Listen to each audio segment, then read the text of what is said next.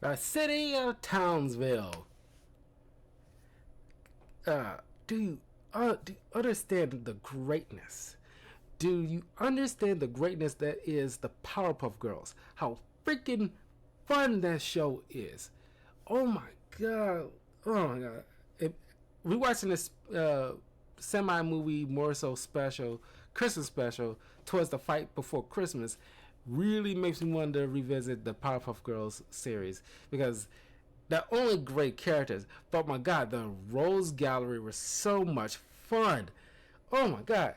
Even down to the Amoeba Boys. I still remember the Amoeba Boys and the Green Gang, and Fuzzy Lumpkins, and him.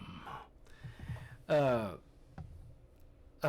but oh man, freaking love. Oh, the Mime. Oh my god, such an underrated Powerpuff Girl villain. Oh my god, I really like that.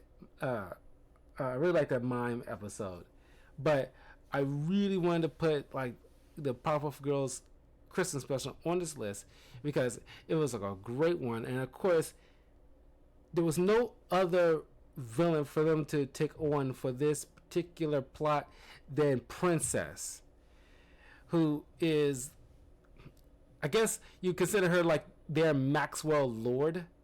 Well, Mojo Jojo is clearly the Lex Luthor. Princess would easily be considered like the Maxwell Lord uh, of the series.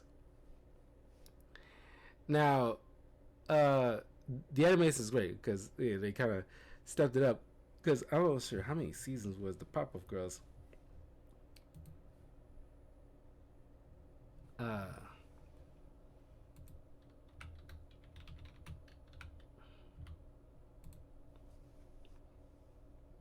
well, 6 seasons. Yeah, I'm pretty sure they upgraded, by the third, if not halfway through the series, uh, the animation. But man, this show and Edna and Nettie were my jam growing up. Uh,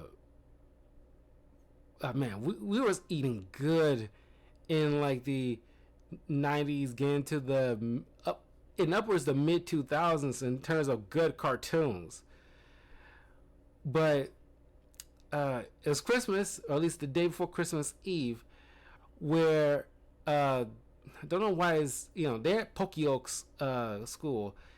Don't know why they ain't already on Christmas break, but it's the day before Christmas Eve, or at least on Christmas Eve, they being let out, and of course the Powerpuff Girls are getting into an argument with Princess, who is under a delusionment. You talking about delusionment? This girl actually believes she deserves presents for Christmas, even though she's rich and she can get anything she freaking wants. But she does not, get a clue and understand that she is a rotten, spoiled little brat. And the Powerpuff Girls point out if you watch the series, nice little callbacks in this line of dialogue where they point out to her that no, you did these 3 things. You bought the city, legalized crime. You framed a friend of ours for a thing that you committed, and you ratted her out to get her in trouble, but you lied. You are a horrible person. Why would you think Santa, who knows you when you're good and knows when you're bad, you think for 1 second you won't get a coal in your stocking? And then as she walking home, I love the outfit she has because you can tell, like, oh my god, she's such a rich, spoiled little diva. Where she got this little mink kind of white coat thing. She's just strutting along, stepping over her teacher's, feet and everything, and she's just strutting along, not acknowledging nobody. Hopping into her little fancy little limo, and she starts asking her limo driver, like, do you think I'm bad? Yes.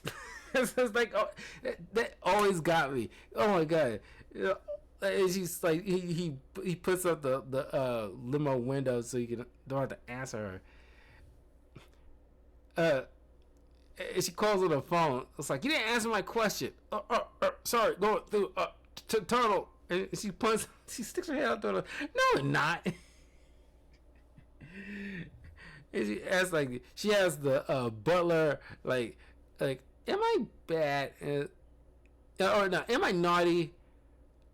It's like it just they make an excuse to not answer her question.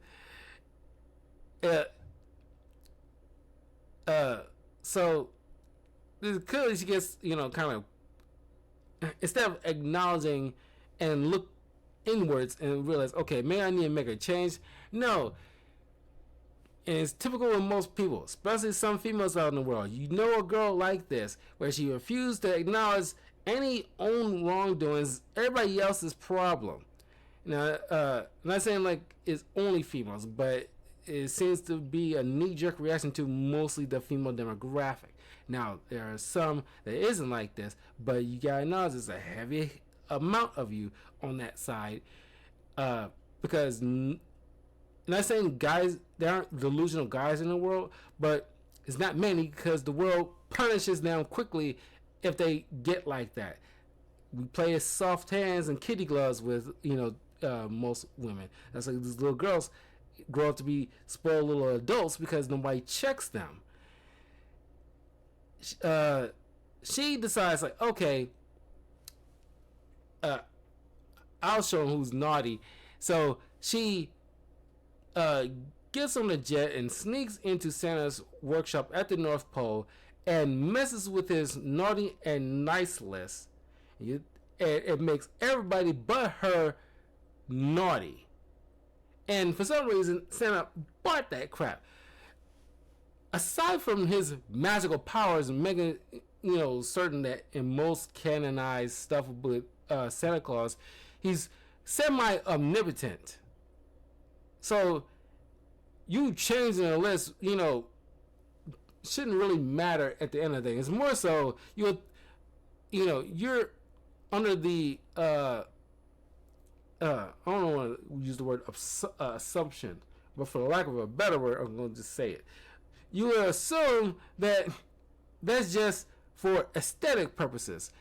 A lot of that stuff is pretty much up here. You'll probably have to force it out, but it's there. But he just rolls with it.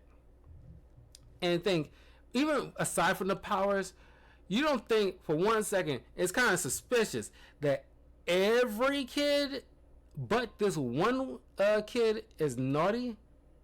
You don't think like, okay, this is kind of weird. There's no like humans can do some janky stuff, but even on our worst day, seems very suspicious. But no, he just rolls with it. So when the Powerpuff Girls wake up, they start to notice that there's no presents, and Santa Claus should have been passed by, and they all got cold, which doesn't make any sense. I love Blossom's little snarky little response. It's like it doesn't make any sense. I mean, I understand Buttercup, but me and Bubbles? It was like the look on Buttercup's face, like, well, fuck you too, bitch. So they decide to go out to the North Pole to try to investigate until they get ambushed by Princess, who got what she wanted for Christmas, which to be a Powerpuff Girl, which I guess Santa Claus can bestow superpowers. So they decide, they end up racing towards the North Pole so the Powerpuff Girls can let Santa know that this is all a scheme by Princess. Princess trying to make them stop them, at least until after Christmas Day, where Santa Claus can't correct anything. So it's like a fight/race trying to make the way to the North Pole.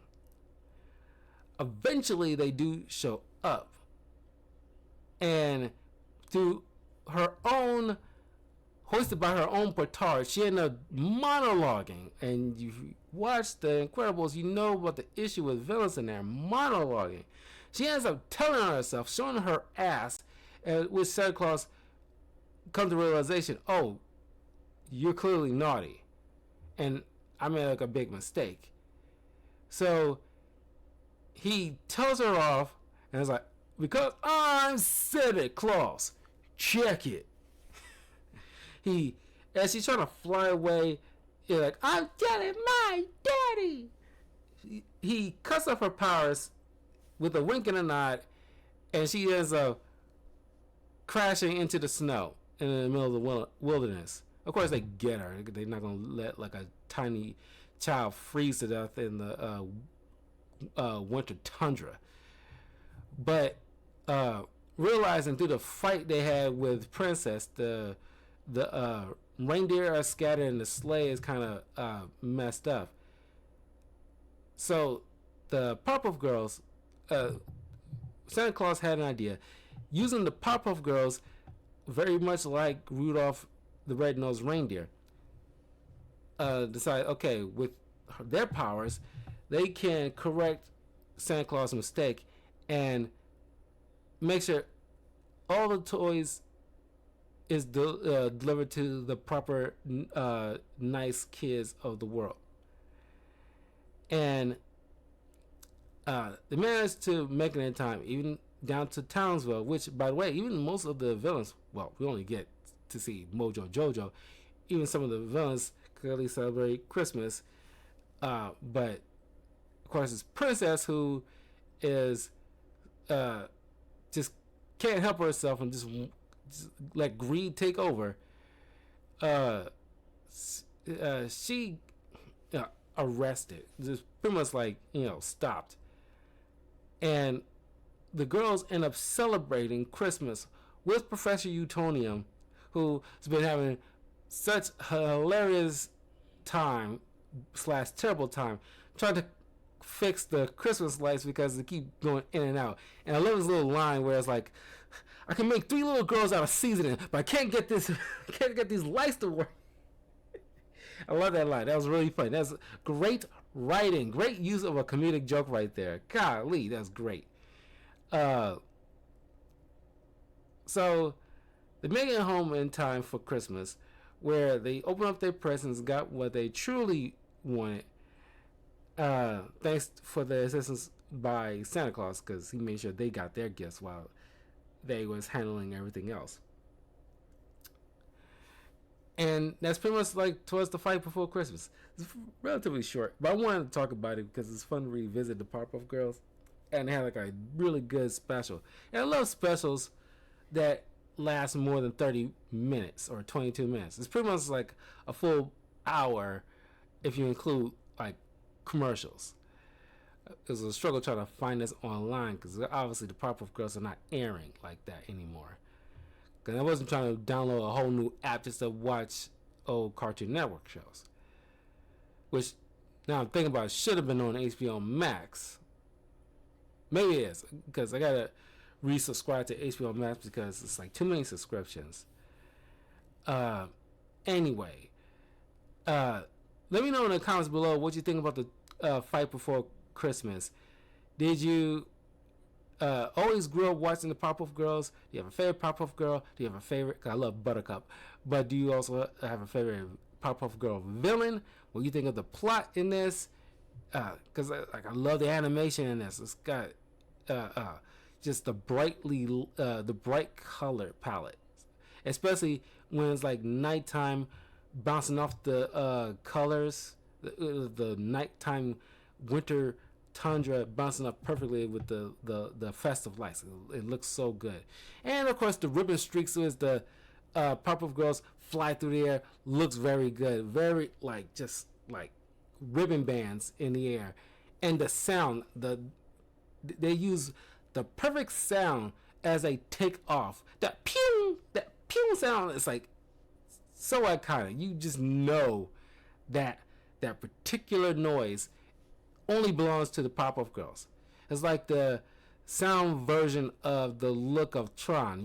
You know that look of Tron only belongs to that particular franchise. But anyway, I will see you guys a little bit later as I go back streaming some Marvel Rivals, playing some Rogue, and see if I can do well with her as the new Vanguard. But anyway, take care and I'll see you all soon. Peace.